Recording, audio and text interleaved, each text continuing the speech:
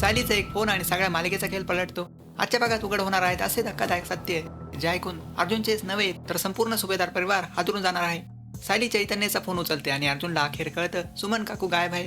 सायली अचानक दिसेनाशी झाल्यामुळे अर्जुन पूर्णपणे पॅनिक होतो. पण ज्या क्षणी तो सायलीला समोर पाहतो त्याच्या जीवात जीव येतो. इकडे मात्र परिस्थिती आणखी भयानक आहे. नागराज किल्लेदार त्याच्या बायको सुमनला महिपतजवळ बांधतो आणि महिपत व सुमनच्या तोंडात बोळा घालून त्यांचा आवाज बंद करतो. सायली अर्जुनला सांगते, मी जेव्हा सुमन काकूंना फोन केला तेव्हा त्या काहीतरी सांगण्याचा प्रयत्न करत होत्या आणि इथूनच अर्जुनला संशय येतो. हे सगळं फक्त एकच माणूस करू शकतो, नागराज किल्लेदार.